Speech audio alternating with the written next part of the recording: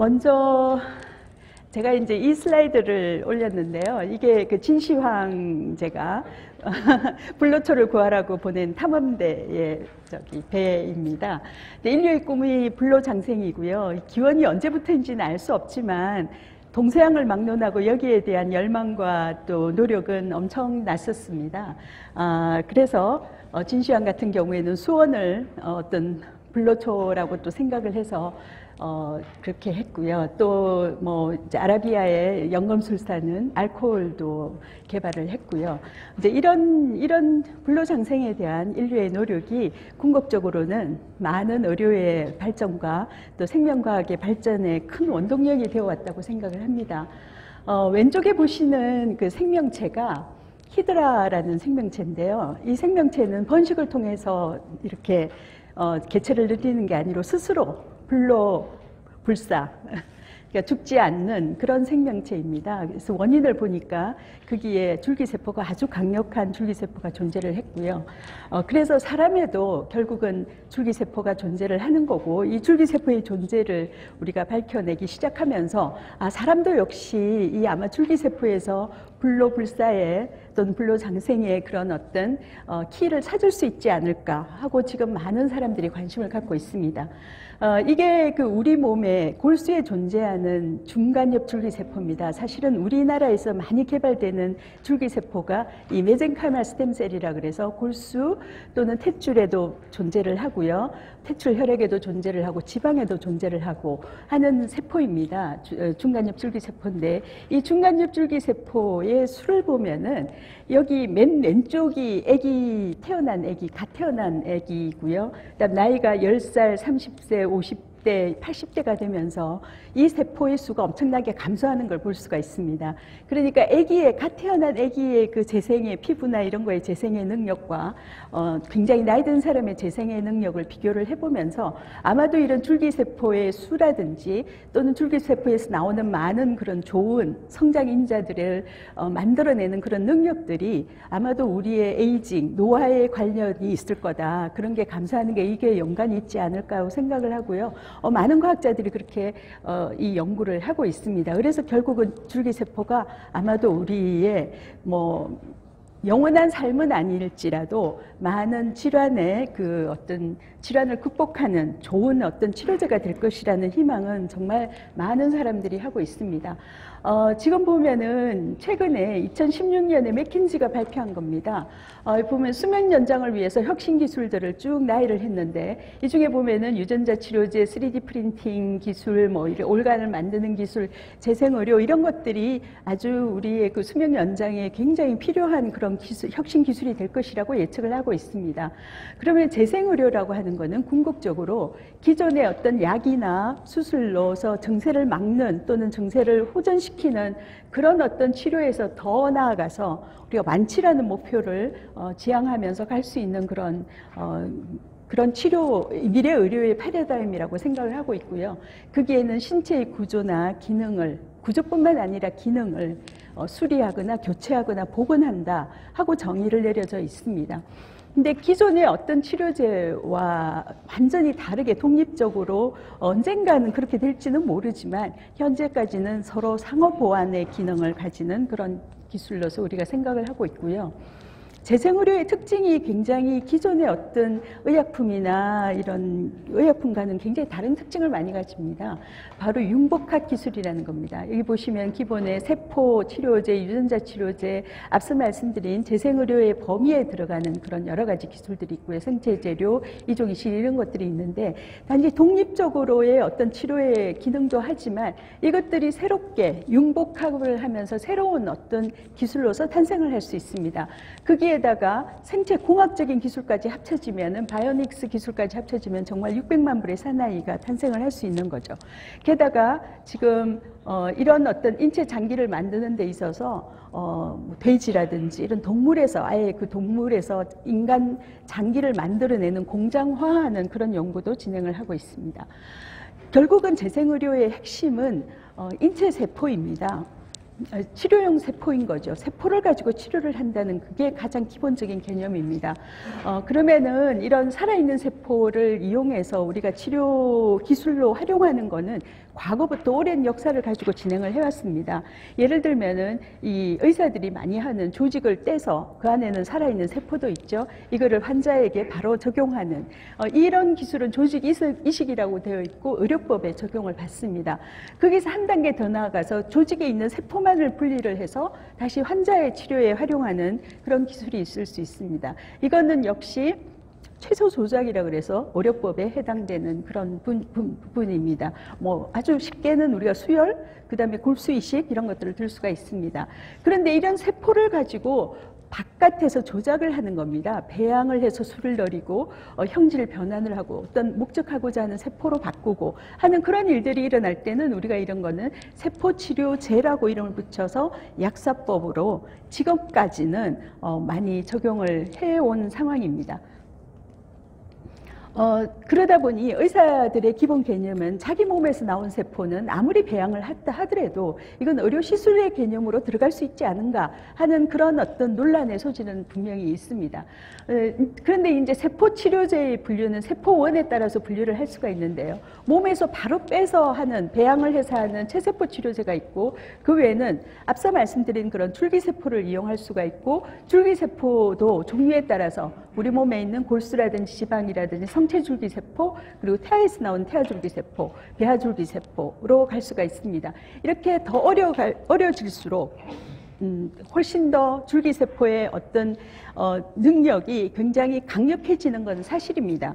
그런데 제일 강력하다고 생각하는 배아줄기세포는 윤리적인 문제가 있다 보니 이걸 가지고 이제 2012년에 일본의 그 시나 야마나카 박사가 체세포에다 유전자를 넣었더니만 배아줄기세포하고 똑같은 기능을 가지는 그런 배아줄기세포가 탄생을 하더라. 그래서 이걸로 유도만능 줄기세포라고 그래서 노벨상을 받게 됩니다.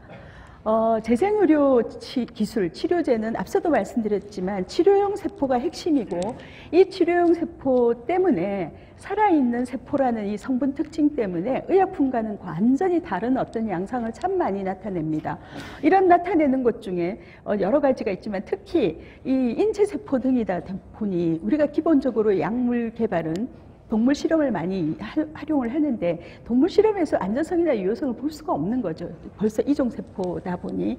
그래서 아무래도 이 한계가 존재하기 때문에 조기 임상 연구로서 우리가 명확한 안전성과 유효성을 볼 수밖에 없는 그런 부분을 가지고 있고 이런 것 때문에 또한 그 살아있는 세포라는 그 특징, 몸 안에 들어가서 변할 수가 있는 거 그리고 이거 살아있는 세포를 정확하게 이거를 딱 규격화하기가 굉장히 어려운 부분 이런 부분 때문에 이게 의약품도 아니고 의료기기도 아닌 제3의 제품으로 분류를 하고 있습니다. 근데 주로 치료 대안이 없는 환자들이 주요 대상이 되고 있습니다. 치료 대안이 없는 환자들이 주로 우리가 아직까지 치료제가 없는 희귀 난치 질환 또는 고령화로 인한 노인들 이런 부분들이 주로 타겟이 되고 있죠. 이 타겟이 되다 보니 이런 환자들은 굉장히 절실함이 굉장히 강력합니다. 그래서 경제력이 어느 정도만 뒷받침이 되면은 어디에든 이런 시술이 가능하다, 치료가 가능하다고 하면은 나라를 이렇게 국경을 넘어서 가게 되는 거죠. 방문을 하게 되는 거죠. 이게 단지 우리나라뿐만 아니라 전 세계의 문제점입니다. 그래서 이거를 스템셀 투어리즘이라는 용어까지 생겼을 정도로 하나의 큰 산업으로 이게 커지고 있는 상황입니다. 여기 보시는 많은 홈페이지들이 대부분 우리가 생각하는 의료가 그렇게 크게 발전하지 않는 나라들, 태국이라든지 러시아, 멕시코 이런 나라들에서 이제 선전을 하는 겁니다. 이렇게 홈페이지에 들어가 보면은 못 고치는 질환이 없습니다. 다 고치는 걸로 되어 있고요. 그런데 과거에는 이런 스템셀 투어리즘이 단지 이렇게 약간 의료가 떨어져 있는 나라에서 이루어진다고 생각을 했는데 그게 아니라 최근에 와서는 미국, 특히 캘리포니아에서 나오는 이 선전 문구입니다. 스템셀을 가지고 하는 재생의료 치료를 하겠다는 그런 어떤 의사들의 광고입니다. 보시면은 주로 대상이 되는 게 여기는 고령 질환이 참 많습니다. 그러니까 만성 통증, 사실 통증 참 해결 안 되는 경우 참 많죠. 그래서 근골격계에 관련된 그런 만성 통증이라든지 또는 뭐 여기 보시면은 뭐 여러 가지 그러니까 우리가 치료할 수 없는 그런 부분들, 특히 노인성 질환을 많이 타겟으로 엄청나게 선전을 하는 걸 볼 수 있습니다. 그래서 이 재생의료는 앞서도 말씀드렸지만 어떤 임상 연구를 조기에 할 수밖에 없는 그런 부분이 있는데, 이런 임상 연구가 굉장히 환자들에게는 완전히 치료법이 하나도 없는 그런 환자들에게는 상당히 좋은 희망이 되는 성공 사례들이 굉장히 많이 발표가 되고 있습니다. 보시면은 대표적인 뭐 사례들 몇 개만 제가 올렸는데요. 보시면은 황반변성, 시력이 없어지는 거죠. 여기에 어떤 줄기세포로 치료를 한다든지, 여기 보면은 완전히 큰 아기가 그 화상으로 굉장히 거의 생명이 위험할 때 이런 인공 피부로서 이런 재생을 할 수 있는 그런 기술이라든지, 여기 보면은 이 애는 어릴 때 다쳐서 그 트라우마로 다쳐서 이게 방광이 완전히 망가졌습니다. 근데 그 방광을 어릴 때 만들어서 넣어서 이게 열 몇 살까지 축구하는 그런 축구까지 가능한 그런 액티비티가 가능한 그런 애로 성장을 하고, 또 여기 보시면은 자궁이 없는 그런 유전 질환이 있습니다. 그런데 자궁과 질을 만들음으로써 성생활이 가능하게 한다든지, 또는 여기 보시면은 특히 이제 최근에 굉장한 그 관심을 받고 있는 카티라는 그런 항암, 암을 치료하는 면역세포 치료제가 있습니다. 지금 이게 4억 내지 5억으로 개발이 되고 있는데, 그런 치료제들도 사실은 모든 것들이 임상 연구에서 시작했다는 겁니다. 그래서 그 효능을 보고 굉장히 빠르게, 이 경우는 아주 빠르게 산업화에 성공한 그런 케이스라고 할 수 있습니다.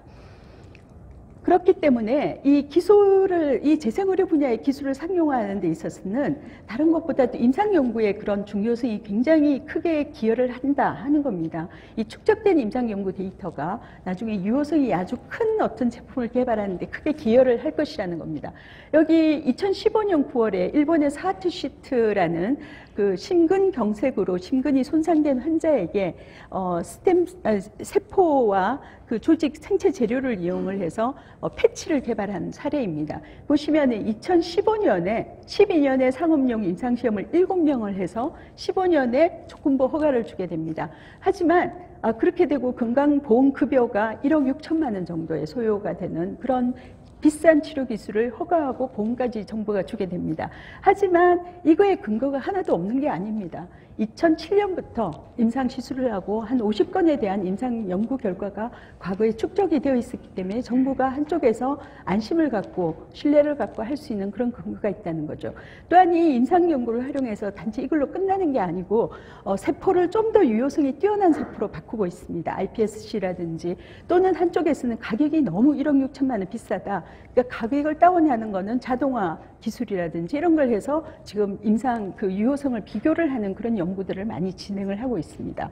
그리고 유럽의 줄기세포 최초의 그 세포 치료제 홀로클라인 경우도 보시면은 2015년에 EMA의 조건부 허가를 받았지만 과거 1997년부터 첫 임상 치료를 했고, 그 이후에 그런 축적들이 상업화로 되는, 제품화되는 데 굉장히 기여를 했다는 말씀을 드리고 싶습니다. 그러면은 도대체 이 산업이 뭐냐? 전 세계로 봤을 때 세포치료제의 개수가 손으로 이렇게 꼽을 정도인데 이거 가지고 무슨 산업이냐 하고 생각하실 수가 있는데요. 우리가 알고 있는 치료제 산업은 한 실질적으로 전 세계적으로 보면 한 56%를 차지하고 있습니다. 하지만 이 치료제를 가능하게 하는 치료제 기반 산업이 그 나머지를 차지하고 있습니다. 보면은 그 세포를 만드는 데 필요한 그런 기술 기업이라든지 바이오뱅킹 서비스 기업, 이런 것들이 굉장히 중요한 그런 후방 산업으로 역할을 하고 있습니다. 결국은 이런 첨단 재생 의료의 산업이라고 하는 것은 치료제뿐만 아니라 이 치료제를 뒷받침하는 많은 기반 산업들이 뒷받침을 하고 있고, 그런 어떤 기반 산업의 산업 성장 그 률을 보면은 치료제 산업보다 훨씬 더 크면 크지 작지가 않다는 겁니다. 근데 이 분야에 대한 그런 어떤 산업의 활성화가 굉장히 진정한 어떤 보면은 산업의 경쟁력이라고 할 수가 있겠습니다. 특히 이 재생의료 시장을 이렇게 섹터별로 한번 나눠보면요. 유럽과 아시아, 그 다음에 북미로 이렇게 나눠보면은 특이한 점이 아시아의 시장 규모가 지금은 작지만 미래 한 10년 뒤에는 아마도 유럽하고 거의 비슷할 정도로 급성장할 것이라고 많이 예측을 하고 있습니다. 또한 여러 가지 재생의료에 관련된 치료제가 있지만 그중에 특히 세포 유전자 치료제가 굉장히 급성장할 거라고 예측을 하고 있습니다. 여기 보시면은 세포 치료제보다는 여기에 진 모디파이드 셀 세라피, 진 세라피가 엄청나게 급성장할 것이라는 거죠. 과거에는 유전자 치료제가 상당히 위험하다고 많이 생각했지만 이걸 극복할 수 있는 많은 기술의 혁신이 일어났기 때문에 이 부분이 가능할 것이라고 생각합니다. 앞서 다시 말씀드리겠습니다. 그 어떤 재생의료 산업에 우리가 사실은 참 이렇게 격이 낮다고 별로 치부하지 않은 이런 스템셀 투어리즘의 마켓도 상당히 큰 역할을 합니다. 여기 보시면은 이건 미국 세계 학회에서 미국 그 의학자가 발표한 자료인데요. 여기 보시면은 이 스템셀 투어리즘의 마켓이 과거에는 굉장히 좀 이렇게 레귤레이션 인허가가 좀 이렇게 느슨한 그런 국가에서 많이 일어난다고 생각했는데 보니까 미국이 제일 시장이 크더라고 하는 발표입니다. 보시면은 2.4 빌리온 연간 이 정도의 시장을 차지할 정도로 크다. 그래서 여기에 대한 어떤 의사들의 자정작용 노력들이 이제부터 시작이 되고 있는 걸 볼 수가 있습니다. 우리나라 일본 원정 국내 줄기세포 치료에 대한 어떤 그 미디어의 발표를 좀 정리를 해보면 어쨌든 한 약 10,000명의 환자들이 일본으로 간다고 생각하고 그 비용은 계산을 해보니까 연간 총 5천억 원 정도가 될 거라고 우리가 예측을 하고 있습니다. 그러니까 이걸 잘 이용하면은 국내에서 어떤 큰 산업으로 큰 역할을 할 수가 있다는 그런 의미가 되고 있습니다. 그러면은 첨단 재생의료 치료제의 현황을 한번 살펴보면은 이게 2011년에 또는 12년에 정말 이 전 세계가 큰 변화를 한번 겪게 됩니다. 2011년도에 우리나라가 줄기세포 치료제를 처음으로 시장에 출시를 하게 됩니다. 인허가를 하게 되고 세계가 굉장히 놀랐습니다. 거기다가 2012년도에 시나 야마나카 박사가 노벨상을 받게 되죠. 엄청난 파급 효과를 가지면서 여기에 대한 관심이 굉장히 지대했었고 특히 그 이후로 우리나라는 줄기세포 치료제를 계속적으로 한 4개 정도를 허가를 하게 됩니다. 그런데 그때만 하더라도 2015년 전만 하더라도 외국은 큰 변화가 없었습니다.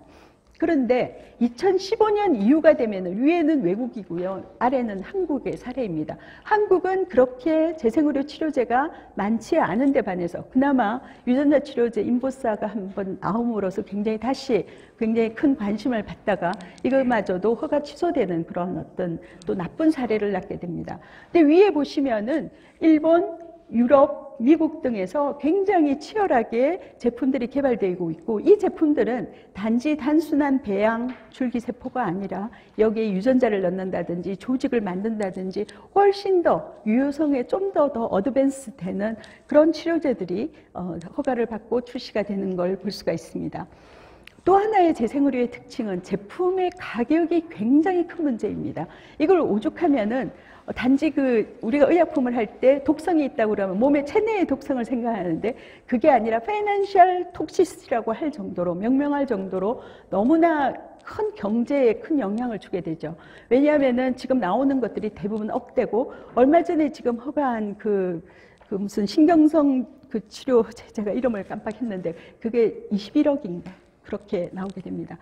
그런 것들이 나오게 됨으로써 이게 파이낸셜 톡시시티를 어떻게 해야 되냐, 국가에서 이거를 도대체 허가를 해서 급여를 줘야 되나 말아야 되나 하는 그런 큰 어떤 완전히 과거에는 하지 않았던 그런 고민들이 일어나고 있고 특히 우리나라처럼 국가가 건강급여를 굉장히 전부 다 전체적으로 하나의 건강보험급여 체계로 가는 나라인 경우에는 더더욱 고민이 클 수밖에 없습니다. 영국 같은 경우도 예를 들면은 에스카타라는 카티셀을 가지고 2018년 8월에는 고민을 하다가 이건 도저히 콜리에 맞지 않다.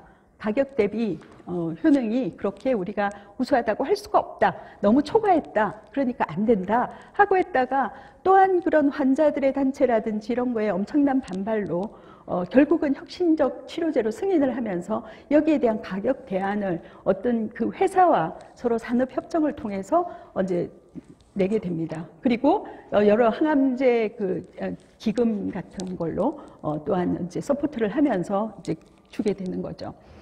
그런 어떤 파이낸셜 톡시시티 때문에 결국은 이런 재생의료 제품은 특히 대부분은 우리가 국가 R&D를 한다 그러면 연구자 주도로 연구자가 개발을 해서 나중에 기업이 가서 하게 되지만, 이제는 재생의료 제품은 그러기에는 너무 이 가격의 문제점이 크다 해서 연구 개발 단계부터 이 부분이 해결이 되어줘야 된다 해서 굉장히 많은 그런 지원들이 촉진을 하는 데 있어서 연구자가 개발하는 데 있어서 이걸 가격을 좀 낮출 수 있고 전략을 세울 수 있는 그런 지원들이 많이 제공되고 있습니다. 국가가 그 부분을 제공을 하고 있습니다. 국가 연구비뿐만 아니라 또 하나 큰 이슈는, 아마도 이제는 더 큰, 치료제보다 더 큰 이슈가 되는 게 제조 혁신입니다. 가격 경쟁력 확보죠. 이 가격을 얼마나 합리적으로 떨어뜨리느냐가 굉장히 중요하고, 그러다 보니 재생의료 분야, 특히 세포치료제 분야에 보시면은 인더스트리가 이렇게 머추어되기까지는 처음에는 세라피에 대한 이노베이션이 일어난다면은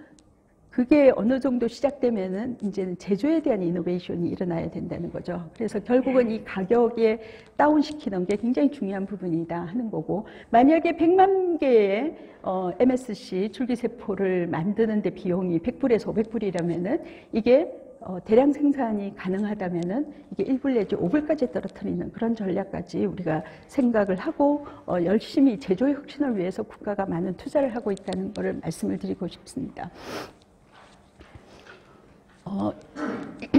특히 이래서 이제 대량 생산이라든지 자동화 공정에 대한 그런 기술 개발이 굉장히 강력하고요. 특히 줄기세포 제조 부분도 보시면은 그냥 우리가 플라스크를 가지고 그 랩에서, 그러니까 사람이 일일이 만드는 그런 과정이 아니고 어떤 집어넣었을 때 그 안에서 pH 변화 뭐 이런 여러 가지 화학적인 변화를 다 센스로 작동을 하면서 여기에 가장 적합한 세포로 키워내는 그런 어떻게 보면 굉장히 대표적인 4차 산업의 특징이라고 할 수가 있습니다. 거기다가 여기 포인트 오브 케어라는 기술이 굉장히 중요한 의미를 갖습니다. 앞서 말씀드렸지만 면역세포를 끄집어내서 이걸 가지고 유전자를 집어넣어서 증폭을 해서 다시 몸에 집어넣는 과정입니다. 이걸 하는데 한 2주가 걸리고요. 이걸 하는데 한 4억, 5억이 걸리는 겁니다. 그런데 이거를 그냥 병원에서 바로 한다는 거죠. 그러면은 굉장히 이게 빠른 속도도 빠를 수가 있고, 그러니까 마치 그 네스프레소 그 머신처럼 혈액을 집어넣으면 바로 유전자를 넣고 증폭까지 되는 그런 것까지 희망을 하는 거죠. 그래서 이거를 바로 그 자리에서 만든다 해서 포인트 오브 케어 기술이 굉장히 지금 각광을 받고 있고, 이 포인트 오브 케어 기술 같은 경우는 정말 자가세포를 하는 경우에는 너무나 중요한 기술이라고 생각이 되고요. 가격을 아마 억대에서 1,000만 원대로 떨어뜨릴 수 있는 그런 좋은 기술이 아닌가 생각을 합니다. 이런 거에 대한 그런 기술 혁신이 한쪽에서 굉장히 일어나고 있고요.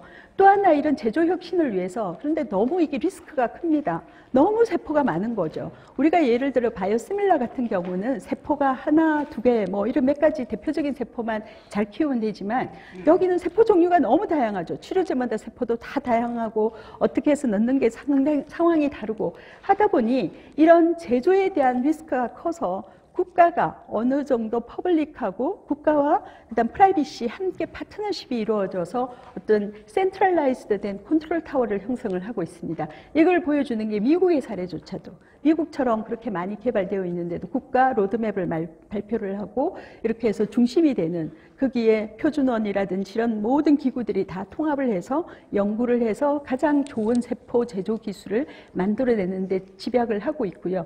일본 같은 경우에도 가와사키시의 이런 재생의료 클러스터, 여기에도 중요한 그 매니팩처링에 대한 인프라가 구축이 되어 있고, 영국도 마찬가지입니다. 국가 지원의 세포 및 유전자 치료제 제조센터를 굉장히 크게 운영을 하고 있고요. 캐나다도 마찬가지고, 이런 모든 것들이 제조 인프라를 중심으로 이루어지고 있다는 걸 말씀을 드리고, 이걸 중심으로 이제 산업 생태계가 활성이 되고 있는데 전 세계적으로 글로벌 재생의료 기업이 굉장히 증가를 하고 있습니다. 굉장히 하루하루가 다르게 한 1년, 2년이 다르게 엄청나게 증가를 하고 있고, 그리고 무엇보다도 글로벌 기업들이 그 빅파마들이 재생의료 기업에 진출하는 사례가 점점 늘고 있고, 그 다음에 민간 투자의 증대가 굉장히 활발하게 다양한 형식으로 이루어지고 있습니다.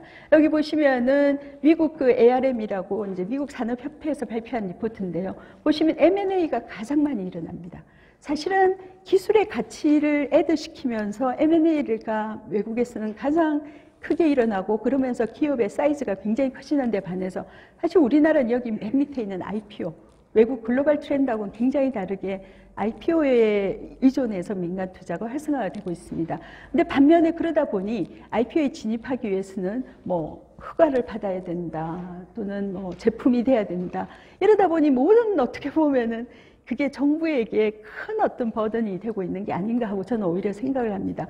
그러니까 기업이 그 기술 혁신을 시간을 갖고 기술의 가치를 높이면서 제조도 한쪽에서 하면서 기업이 정말 자기 기술을 극대화하는데 우리가 투자를 해야 되는 그 시점인데 IPO에 진입하고 나면 또 매출도 신경 써야 되고 그러다 보니 화장품이라든지 이런 걸로 또 우리가 서바이브를 해야 되는 그런 문제도 있고 하는 그런 걸 볼 수 있습니다. 하여튼 우리나라도 빨리 이렇게 M&A라든지 전략적인 투자라든지 이런 부분에 같이 코업을 할 수 있는 그런 시스템이 되기를 바라고요. 특히 이런 이 모든 것들을 생태계에는 항상 보면은 국가가 지원하는 촉진기관이 중간에서 에코시스템을 형성을 하고 있다는 말씀을 드리고 싶습니다. 그거의 가장 대표적인 사례가 캐나다의 CCRM이라는 겁니다. Center for Commercialization of Regenerative Medicine. 가장 성공적인 비즈니스 모델로 알려져 있는데 CCRM이라는 데는 국가가 다 전력 투자를 하는 데입니다. 근데 이분들이 하시는 일이 뭐냐면은 학계 네트워크, 산업계 네트워크, 투자자 네트워크. 사실 투자자들이 어디에 투자를 해야 될지 잘 확신이 안 쓸 때가 많죠. 이런 네트워크들을 다 연결을 함으로써 좋은 기술을 발굴을 하고 거기에 상당히 테크니컬 도움도 주면서 매뉴팩처링에 대한 도움도 주면서 임상시험에 대한 도움도 하고 또 필요하면은 레귤레이션 바디들과 거버먼트와 이야기를 하면서 이 과정을 하면서 한쪽에서 치료제도 개발하고 경제적인 성과를 창출하고자 하는 목표를 하고자 하는 그런 에코시스템이 형성이 되고 있습니다. 가장 성공적인 사례라고 알려져 있고 CCRM 같은 경우에는 이 플랫폼을 호주에도 CCRM 호주, CCRM 저펜, CCRM 어디 이렇게 자기들이 확산을 하고 있습니다. 이게 어떻게 보면 재생의료가 아직은 산업이 시작되는 단계이기 때문에 가능한 모습이 아닌가 싶습니다. 이제 이런 게 가능하려면 결국은 법과 제도가 받쳐줘야 되는 부분이 있습니다. 그래서 모든 주요 선진국들은 이런 재생의료의 최신 기술이 환자에게 도달하는 시간을 단축하겠다 하는 목표를 가지고 있습니다. 아니면은 자기 나라의 환자들이 다른 나라에 가니까 그 훨씬 의료가 안 좋은 그런 나라에도 갈 수가 있으니까 이제 그런 걸로 보면은 두 가지 방법밖에 없는 거죠. 환자한테 갈 수 있는 길은 첫 번째는 임상연구, 앞서 말씀드린 그런 임상연구, 특징에 따라서 임상연구로 할 수 있는 게 있고 두 번째는 이게 좀 더 축적이 됐을 때 정말 유효성이 좋은 산업으로 감으로써 전부 더 넓게 갈 수 있을 거라고 생각을 합니다. 그래서 보면은 일본이 제일 먼저 임상연구와 임상시험을 완전히 분리하는 투 트랙으로 분리를 하게 됩니다. 그렇게 했고 미국도 여기를 따라서 2016년 FDA에서 보면은 임상연구 단계에서는 RAT라고 그래서 어떤 리제너러티브 메디슨 세라피라고 명명을 했고 여기에서 임상연구를 축적을 해서 그 다음 단계로 하면 신속심사로 바로 연결을 해줍니다. 그래서 RMET이라는 굉장히 새로운 어떤 영역을 만들어냈고요. 그 다음에 유럽 과거부터 하스피탈 이그젬션과 ATMP 영역으로서 이렇게 나누어서 한다 하는 걸 말씀을 드릴 수 있습니다. 우리나라 성공했습니다. 여기 정은영 과장님 정말 불굴의 의지로서 이거를 작년 8월에 통과시켰습니다. 정말 대단한 그런 어려움이었고 우리나라 같은 경우에는 처음에 복지부 쪽에서 서포트를 하면서 첨단 재생의료, 아까 임상연구가 투 트랙이라고 그랬죠. 그래서 그거를 하는 법을 만들었고 식약처에서는 첨단 바이오의약품법이라고 해서 의약품으로 가는 그 두 개의 법을 따로따로 했는데 결국은 이게 통합을 해서 작년 8월에 통과를 했고 지금 준비를 하시고 계시고 올해 8월 27일부터 시행을 하게 되게 28일부터 시행을 하게 됩니다. 주요 내용은 앞서 말씀드렸지만 앞에 연구 파트가 있고 뒤에는 첨단 바이오의약품법은 상업화 개발에 되어 있는 거고 여기에 정말 원샷, 원스톱으로 어떤 그 산업진흥에 따른 기본계획과 시행계획 수립을 하게 되는 그런 구조를 가지고 있습니다. 안전관리 체계가 가장 중요합니다. 그래서 안전관리 체계는 역시 앞에 임상연구의 안전관리 체계도 새로 구축을 했고 바이오의약품에 대한 안전관리 체계도 구분을 했습니다. 그런데 여기에서 이 두 개를 연결하고 좀 더 이게 환자를 많이 하게 하는 그런 법들이 그 조항이 있었는데 이 법이 통과되면서 시민단체의 엄청난 반대로 그 부분이 정말 다 빠지게 됩니다. 그래서 좀 속상하긴 하지만 그래도 다 만약에 여러분들께서 굉장히 지원을 해주시면은 아마 법이 시행되면서 이런 것들이 달성될 수 있을 거라고 생각을 합니다. 우리의 현황, 임상시험 현황 줄어들고 있고요. 이거는 이제 보시면은 알 수 있고요. 정말 이게 중요한 부분은 임상연구 활성화 측면으로 연구 대상자의 한계가 존재를 했다는 겁니다. 앞서 말씀드린 그런 법의 내용 중에. 그리고 일본의 경우는 이런 자유진료라는 것 때문에 우리가 줄기세포 투어리즘을 우리나라 환자들이 갔을 때 충분히 치료할 수 있는, 돈을 내고 할 수 있는 부분이 있는데 우리나라는 이 부분이 없고 국가가 지원하는 임상연구로만 하게끔 되어 있는 게 큰 문제입니다. 외국 같은 경우는 재원이 굉장히 다양하죠. 나중에 보시면 알고 있는 거고요. 근데 여기에서 저기 법이 통과되면서 가장 어려운 부분이 우리나라는 안전에 대한 어떤 안전체계에 대한 신뢰도 부족이었습니다. 이 부분에 대해서는 정말 사회적 합의를 필요한 그런 어떤 노력들을 정말 다 같이 해야 되는 겁니다. 근데 우리나라의 국내 기술은 굉장히 줄기세포에 너무 집중이 되어 있다는 게 큰 문제입니다. 앞서 그 2015년 이후에 보면 많은 유전자 치료제라든지 이런 것들이 나오지 않고, 그리고 기술, 이게 우리의 기술의 분석인데요. 미국이 가장 높습니다. 뭐 점유율뿐만 아니라 시장 확보, 뭐 기술력 지수 다 높은데 우리나라는 점유율은 굉장히 높습니다. 그런데 이게 어떤 시장 확보 지수, 기술력 지수 이런 것들이 낮은 걸 볼 수가 있습니다. 이 부분은 조금만 국가가 지원을 하고 다 함께 노력하면 충분히 이 부분은 늘릴 수 있는 겁니다. 그러니까 기술은 굉장히 풍부하지만 어떤 기술을 높일 수 있는, 가치를 높일 수 있는 일에 대해서 우리가 노력을 해야 된다. 그리고 앞서도 치료제 산업에 굉장히 집중이 되어 있고 기반 산업, 후방 산업에 불균형이 있다. R&D도 부족하다 하는 말씀을 드리고 있고, 제조 인프라를 중심으로 이렇게 허브 경쟁이 일어나는데 이게 빨리 우리도 뛰어들어야 되겠다. 일본이 그런 제도를 만들면서 많은 국가로부터 굉장히 매력적인 그런 정책을 구사를 하면서 모여들게 하고 이걸 통해서 자기들이 다시 나가려고 하는 그런 걸 구상을 하고 있다. 그거의 코어가 되는 거는 앞서 말씀드렸듯이 인프라를 구축함으로써 외국 기술도 받아들이고 조인트 벤처도 만드는 그런 일들을 하고 있습니다. 그래서 그게 굉장히 큰 일본의 위험이 되고 있고요. 중국은 뭐 말을 할 수가 없죠. 그게는 워낙에 많은 인구로서 대응을 하니까 굉장히 위협적이고요. 그래서 여기에 제가 강점과 약점을 요약을 했는데 희망은 있다는 겁니다. 우리가 강점이 물론 한쪽에서 줄기세포에 너무 집약된 게 약점이긴 하지만 그래도 산업화의 그런 경험과 민간의 투자 의지 이런 것들이 굉장히 큰 장점입니다. 이거를 잘 활용해서 어떤 기술을 혁신하고 개방을 하고 외국의 기술을 좀 받아들이고 하면은 충분히 우리나라가 허브가 될 수 있는 그런 부분을 말씀드릴 수 있습니다. 그런데 가장 문제는 우리의 통합 거버넌스의 부족입니다. 재생의료 각 지자체마다 하겠다고 합니다. 하지만 하나 어디가 뭔가 특성 있는 어떤 부분을 하기에는 너무 전략이 부족하다는 그런 말씀을 드릴 수 있습니다. 결국은 비전은 이게 이 펀딩 갭이 거의 국가의 R&D를 의존하고 있는 부분을 민간 돈을 끌어들이게 하는데 여기에 임상연구를 도입을 함으로써 굉장히 그걸로 민간 자본 유입이 증대가 될 거라고 생각하고요. 앞서 예를 들었듯이 이게 시장 진입을 급여를 받는데 굉장히 큰 도움이 될 거다 하는 거고 족분고업과 급여 지급이 가능해야 된다 하는 말씀을 드리고 결국은 이런 시스템이 생태계가 환자 치료기회 확대, 해외 환자 유치 그리고 생태계를 조성을 할 거다 하는 겁니다. 그래서 비전은 아시아의 허브를 우리가 가능하다.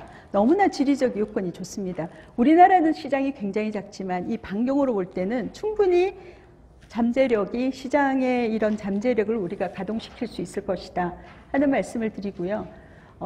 그런데 일본 진출한 기업들이 한국 매력도는 여전히 높습니다. 이건 아마 읽어보시면 다 동의하실 내용이라고 생각합니다. 이미 일본이 이렇게 빨리 됐으니 되겠느냐 하는 사람들도 많지만 우리나라는 굉장히 포텐셜을 가지고 있고 특히 셀트리온과 삼성 바이오로직스의 그런 브랜드 가치는 대단합니다. 그래서 너네들은 뭔가 할 것 같다는 그런 생각들을 많이 갖고 있고요. 그렇게 하기 위해서는 제일 먼저 안전관리 체계가 구축이 돼야 될 것입니다. 정말 여기에 국가가 집중을 하고 있고요. 그리고 재생의료법이 합리적으로 구현되기 위해서 이런 안전과 산업진흥이 정말 잘 밸런스를 갖고 우리가 가야 되게끔 모든 사람들이 한마음으로 서포트를 해야 된다는 거, 앞서 말씀드렸듯이 기술의 가치를 높일 수 있는 쪽으로 R&D를 할 수 있게 정부도 지원을 해야 된다 하는 거고, 외국의 사례를 보면 이렇게 많은 기술들이 많은 질환으로 굉장히 좋은 기술들이 많이 임상시험을 하고 있습니다. 이 기술들을 빨리 우리도 받아들이면서 한쪽에서 기술 혁신이 우리의 강력한 기술들과 앞서 재생의료는 융합이기 때문에 이걸 융합할 수만 있다면 충분히 경쟁이 있을 것이다. 앞서 말씀드린 포인트 오브 케어 기술은 다 병원 중심으로 개발이 일어납니다. 여기 론자가 이스라엘의 시바 병원과 이런 협력이 일어났는데, 병원 정말 우리 어트랙티브 하지 않습니까? 이런 것들이 일어날 수 있게 과감한 그런 투자가 필요할 거다. 그런 거고요. 전문 인력, 의사를 필요해서 간호사 또는 환자, 하물며 투자자들, 그 다음에 미디어에 계신 분들의 교육도 필요하다 하는 거고요. 결국은 이런 제가 사례로 CCRM 코리아라고 그냥 쉽게 예를 들었지만, 이런 어떤 국가의 통합적인 그런 어떤 생태계의 중심이 되는 뭔가가 해서 어떻게 보면 우리나라를 하나의 기업으로 생각한다면 충분히 가능하지 않을까 생각을 합니다. 거기에는 가장 중요한 게 결국은 글로벌화고, 이 글로벌을 위해서 꼭 가져야 되는 게 투명성과 예측 가능성이라고 생각합니다. 그래서 여기에서 보면은 지금 재생의료 분야는 기업들이 협회가 형성이 되면서 각 국가와 이렇게 굉장히 연결을 하고 있고 서로 토론을 하는 그런 부분들이 굉장히 많습니다. 여기에 빨리 우리나라도 적극적으로 해야만이 우리 기업도 투명하게 공개를 하고 자기 기술을 서로 공유도 하고 또 더 발전시킬 수 있는 기회가 있을 거라고 생각을 합니다. 네, 이상입니다. 감사합니다.